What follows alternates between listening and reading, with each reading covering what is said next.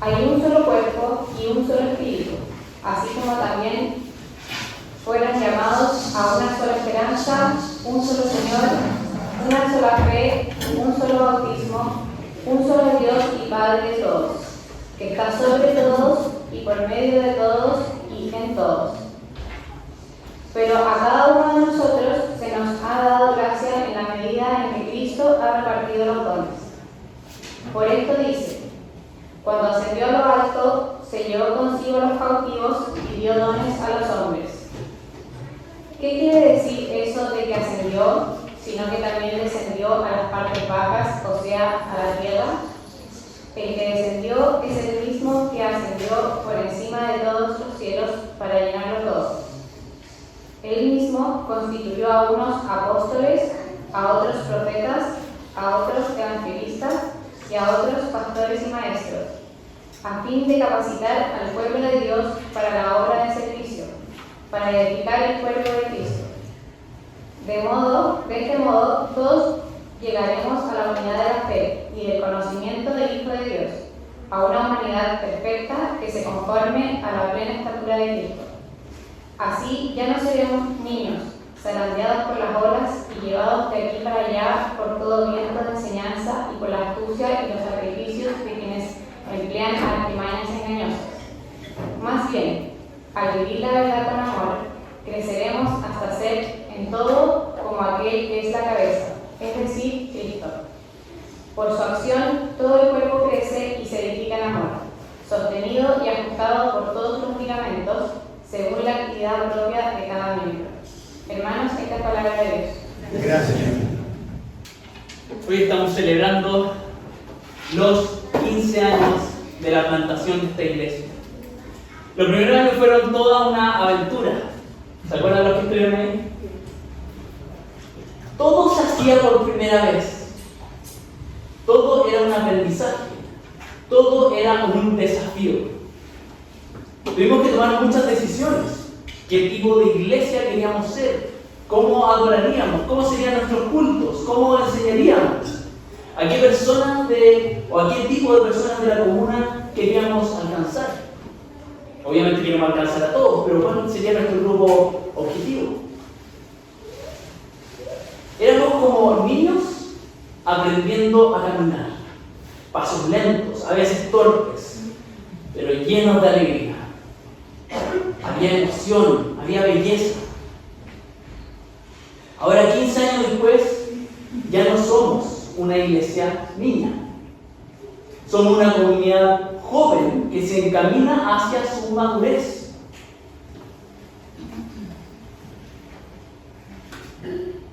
Esta es una etapa clave en la que estamos como iglesia. Una etapa no siempre sencilla, los 15 años, pero sí es decisiva para nuestro futuro. A los 15 años uno ya no es un niño, pero tampoco es un adulto. El cuerpo cambia, las emociones se intensifican, uno se empieza a preguntar ¿quién soy? ¿Cuál es mi propósito? Y a la vez empieza a ser propias las convicciones que antes solamente repetía o que había heredado de los padres. Así también nos pasa como iglesia. Esta etapa está marcada por decisiones que pueden definir el rumbo de los próximos años. No podemos quedarnos en la comodidad de la infancia, ni en una adolescencia espiritual. Dios quiere llevarnos hacia la madurez. ¿Recuerdan cómo ustedes eran a los 15 años? Algunos hace poco y otros hace... no tanto. ¿Qué sueños tenían? ¿O qué decisiones marcaron esa etapa? ¿Qué decisiones tomaron en esa etapa que después marcaron su futuro? Hasta el día de hoy. Yo me acuerdo que cuando yo tenía 15 años, esos años fueron decisivos en muchos aspectos. Sentí por primera vez el deseo de llegar a ser pastor a los 15 años.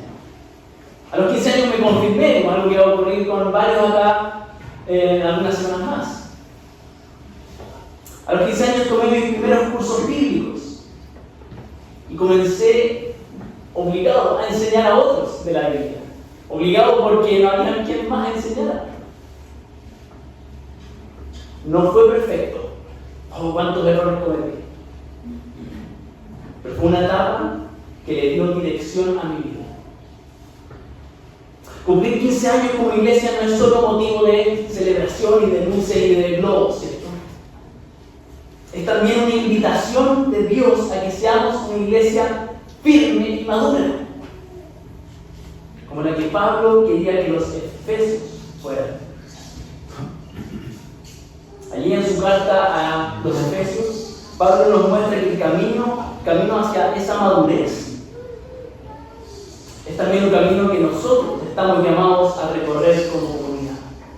Por eso los invito a orar para explorar el texto que acabamos de escuchar. Padre, gracias por tu palabra, que ya ha sido leída, que hemos escuchado y que ahora queremos adentrarnos en ella. Gracias por hablarnos, por enseñarnos, corregirnos por medio de ella. Dirígenos tú en este momento, ayúdanos a todos a ver cómo nos afecta como individuos, pero también cómo esto nos afecta como comunidad, cómo afecta a los líderes, para que podamos avanzar hacia esa madurez. Ayúdame a mí a ser claro y ayúdanos a todos a estar poniendo mucha atención. En el nombre de Jesús. Amén. El primer paso para avanzar hacia la madurez como iglesia es esforzarse. Esforzarse por mantener la unidad. Ese esfuerzo viene, verso 1, y lo pueden ir viendo en su Biblia mejor, si la tienen por ahí. Ese esfuerzo viene de vivir de una manera digna del llamado recibido.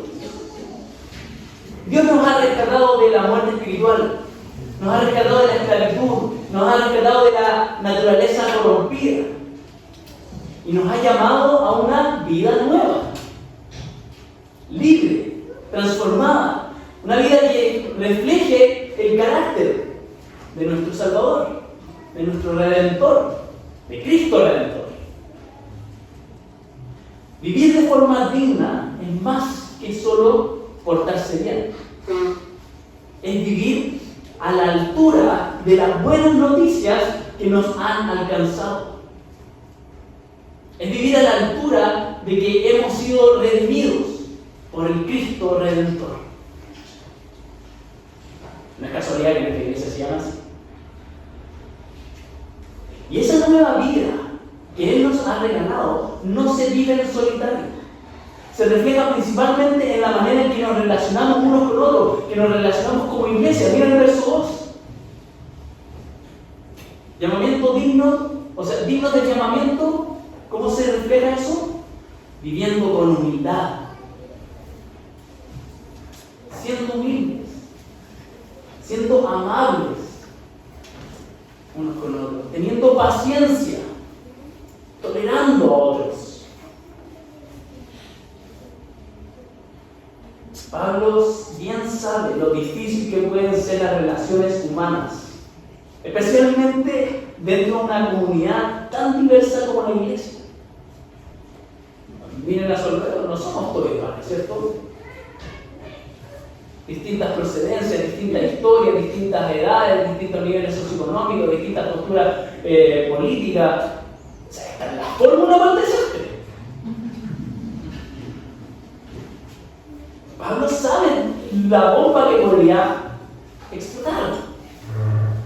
Por eso dice que no basta con tener buenas intenciones, es necesario esforzarse activamente por mantener esa preciada unidad que Él logró para su iglesia. ¿Una unidad en qué? Lo que el Espíritu ya ha hecho. Él es quien nos ha unido. El Espíritu Santo de Dios nos ha unido, personas diferentes de distintos lugares. Y no estoy hablando solamente de la iglesia local, de la iglesia iglesia universal, la iglesia de todos los tiempos, nos ha unido, el Espíritu Santo nos ha unido para llevarnos como una familia al Padre. ¿Cómo? Por medio del Hijo, de lo que Jesús hizo. El Espíritu Santo habita en la iglesia, por eso somos el templo de Dios. Como comunidad somos el templo. Y esa unidad del Espíritu no es algo utópico. Es algo que es un regalo que debemos cuidar con esfuerzo. Es una realidad que debemos cuidar. Como iglesia no podemos relacionarnos de otra forma, porque somos uno. Versos 4 al 6. Han sido hechos un solo cuerpo de Cristo por un mismo Espíritu para una misma esperanza. Todos, como son uno, tienen un solo Señor, un solo dueño, un solo jefe, un solo amo, un solo Rey, Jesucristo. Tenemos una sola fe. No hay otra, no debería haber otra. Confiamos en lo mismo. ¿Por qué vamos a andar separados? Tenemos un solo bautismo. Todos hemos partido de la misma forma, confiando en el Hijo para llegar al Padre por obra del Espíritu Santo. Y eso se refleja en este rito inicial que todos los cristianos deberían practicar, que es el bautismo. Todos hemos partido de la misma forma, dice Pablo. Tenemos un solo Dios.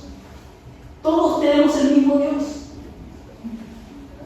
Y que es Padre de todos, que está sobre todos y por medio de todos y en todos. Ahí está la unidad que nos convoca. Si hemos sido unidos así, ¿cómo no vamos a cuidar ese tesoro? Así que ese es el primer paso hacia la madurez. Valorar y proteger la unidad del cuerpo de Cristo. Vivir reflejando a Dios en la comunidad. El Dios Trino está unido. Entonces debemos aprovechar cada oportunidad que Él nos da para crecer juntos en amor. Entonces Dios nos llama a esforzarnos por mantener esa unidad. Qué importante es mantener a la vista y luego no perder de vista esta verdad, elevada verdad, que debería impulsarnos y motivarnos. Verso 4. Ahí nos dice que ya somos una familia, que Dios es nuestro Padre y que Él nos dio todo de la misma forma. Esa verdad es más alta, es más alta que cualquier otra motivación terrenal. Es más trascendente e inmutable que la membresía de un club social. Porque tanto ese esfuerzo tiene mucho más sentido. Porque la verdad de que hemos sido unidos con un Dios unido es mucho más importante que cualquier otra verdad. Ahora creo que al cumplir 15 años podemos mirar atrás, recordar y mirar el presente y animarnos por todo lo que Dios ha hecho, ¿cierto? Por cómo Dios nos ha mantenido unidos. Y realmente hemos disfrutado de eso del verso 4. Hemos sido por 15 años un solo cuerpo. Hemos tenido nuestros bemoles, ¿cierto? Pero podría ser peor. ¿Podría ser mejor? Sí. Pero tenemos que ser muy agradecidos de lo que Dios ha hecho en esta linda iglesia. Hemos tenido un solo espíritu. Nos ha siempre caracterizado tener una misma esperanza. Un solo Señor, una sola fe, un solo bautismo, un solo Dios y Padre. Nos llamamos. Esta es nuestra visión, que somos una gran familia con un solo Padre. Y al mirar atrás y mirar a nuestro alrededor hoy día, podemos estar agradecidos de Dios, porque nos ha permitido cumplir o avanzar alto en este primer paso hacia la madurez. Pero también esto debería prepararnos para el futuro. Esta verdad debería ser recordada constantemente para cuidarnos en el futuro. Sería triste, muy triste, que cuando cumplamos 20 años ya no estemos practicando la unidad. Cuando seamos 200 personas, hay que soñar también, que por ser 200 personas perdamos la unidad. Cuando en verdad deberíamos soñar con ser 500 o haber plantado iglesias y aún celebrar la unidad que Cristo ha logrado. Entonces esto debe estar en nuestro ADN. Debemos seguir orando por eso. Debemos arrepentirnos por todas las veces que no nos hemos esforzado por mantener esa unidad. No es porque será así, ¿no? Pablo dice que hay que esforzarse. Quizás hemos disfrutado de la unidad, pero hemos hecho poco por mantener la unidad.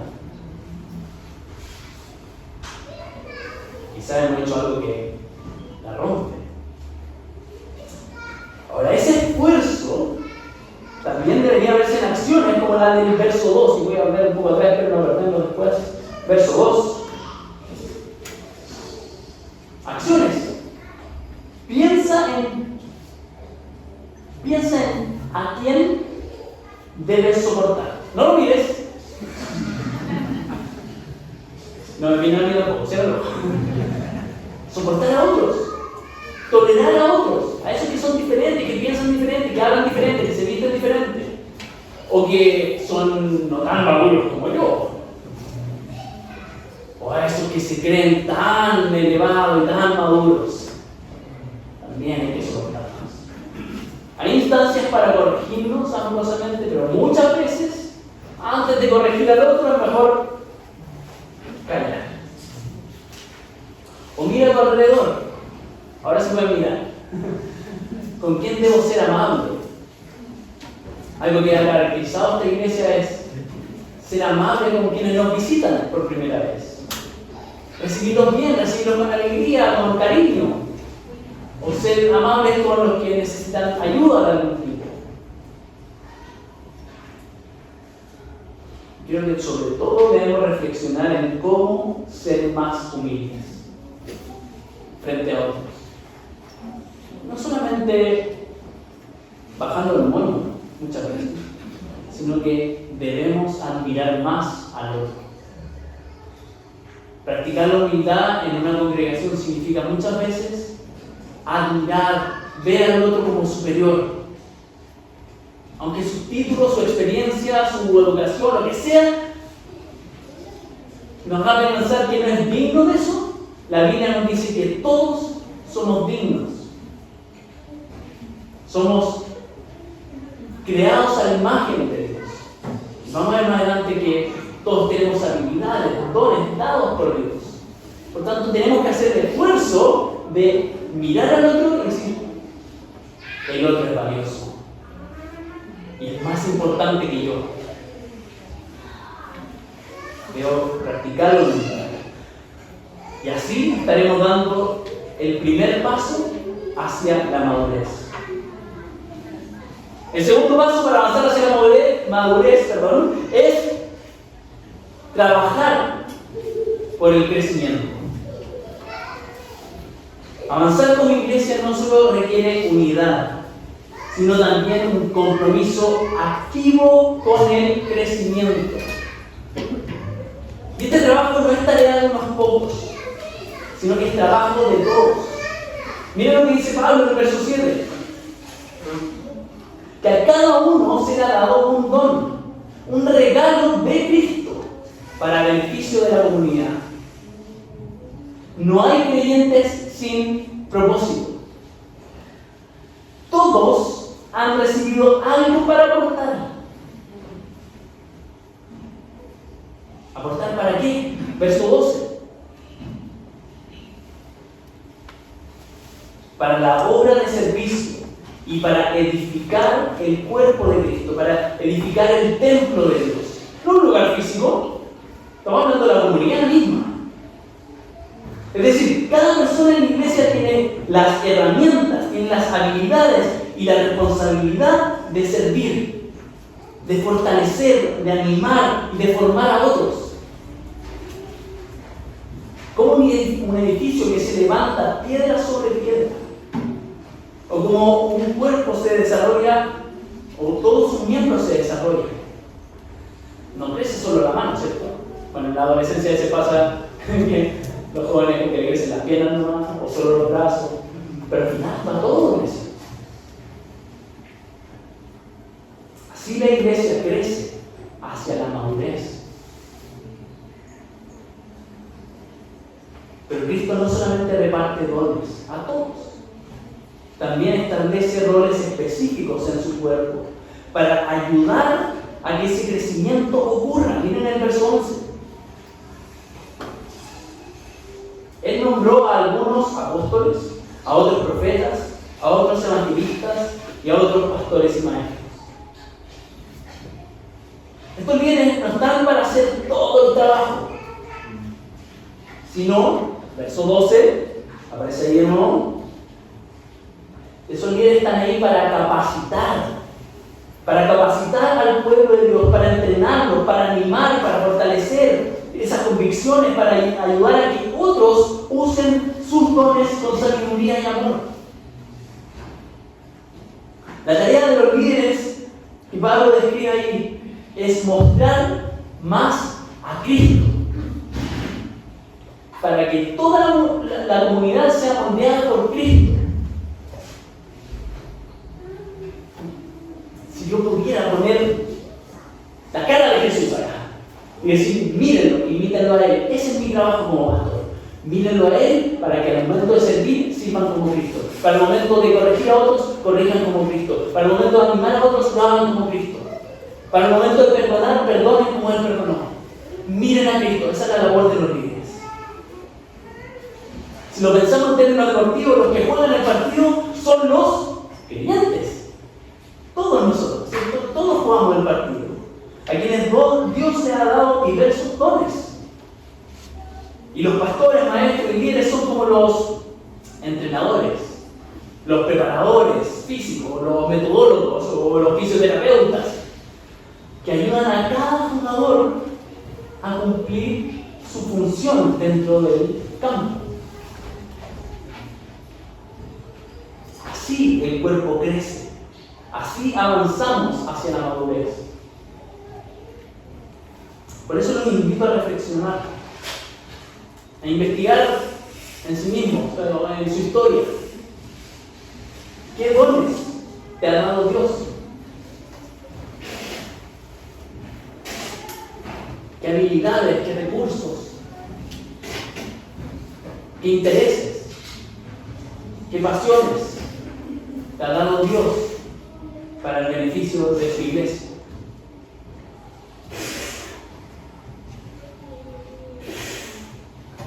Pregúntate, ¿cómo puedo servir a otros? ¿Cómo puedo servir a otros en el contexto de la iglesia? ¿O cómo puedo servir desde la iglesia al entorno de la iglesia? Cuando hablo de servir, no solamente estoy pensando en ministerios o en equipos.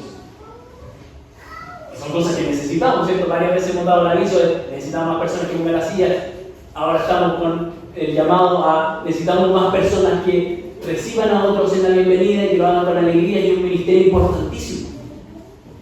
Ahí hay lugares donde servir, en el audio, con los niños, los jóvenes, etc. A compartir, lo dicen por interno, que no se olviden. Pero podemos servir con cosas tan sencillas pero tan importantes como asistir constantemente. Eso anima mucho, ¿cierto? Cuando vemos una iglesia llena, eso nos anima. Cuando tenemos esta diversidad completamente expresada, eso nos ayuda como iglesia. Puedes servir con tus aportes para que haya personas capacitándose, entrenando, dedicando su tiempo completo a estudiar la Biblia, a enseñar a otros. Con tus aportes también podemos apoyar a misioneros, enviar a misioneros de acá mismo, ayudar a los más necesitados, ayudar a las familias de la misma iglesia que a veces están pasando por momentos difíciles. Podemos arrendar un lugar para juntarnos o soñar con tener un lugar propio. Estoy siendo súper práctico de lo que podría servir tus aportes. Tus aportes no solamente sirven de manera práctica, también son un mensaje para los que te rodean, que dicen, Dios y su iglesia son lo más importante. Puedes aportar con tus ideas, con tu creatividad.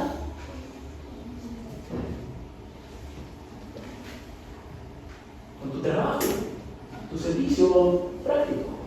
Puedes aportar y servir a otros, relacionándote con otros. Ese sí que es servicio. Ser amigo, juntándose a tomar un café, un té, una bebida, un sándwich, como me gusta a mí. O venir acá y darte la oportunidad de conversar con otros, de mostrar interés por el otro. O a veces abrir tu vida. Contar cuando estás mal. Llegué temprano el día y algunos me vieron, ¿cierto?, como llegué medio enojado. No me voy a hacer mal. Tampoco voy a ventilar todo a los cuatro vientos siempre. Pero si llego enojado y le digo a mi hermano, estoy enojado por este motivo, voy a recibir una ayuda, o al menos compasión. En algunos casos también corrección. Relacionarse con otros es un servicio necesario. Por eso te pregunto, ¿qué estás haciendo para edificar el cuerpo? Para construir este templo de Dios.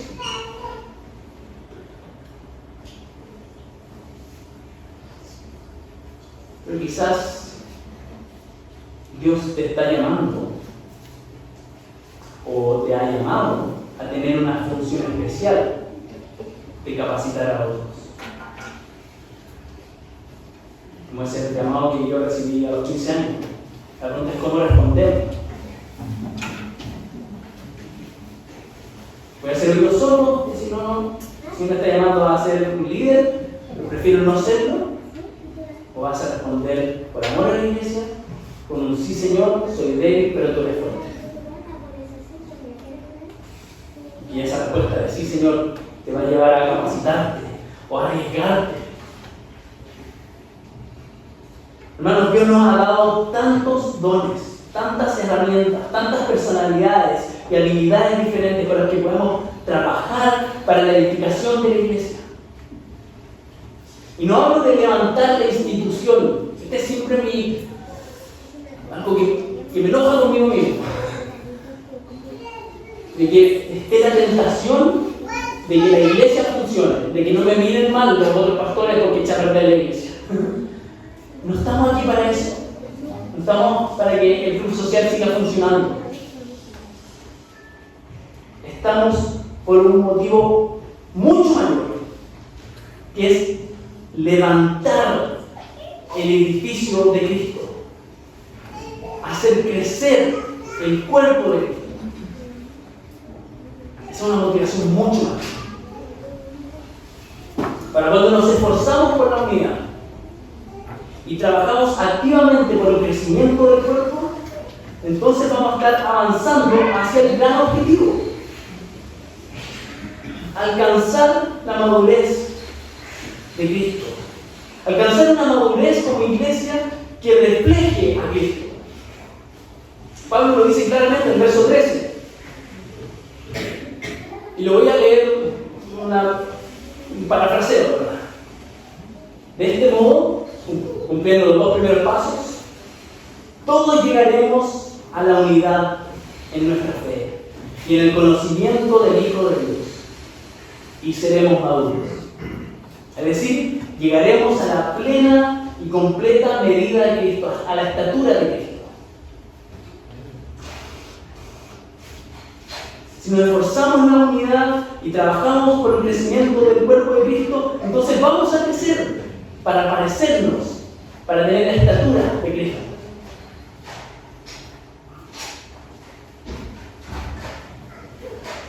Si nos mantenemos unidos en el Espíritu y trabajamos juntos por conocer más a Jesús, siguiendo la enseñanza de los apóstoles y la capacitación de los predicadores, evangelistas,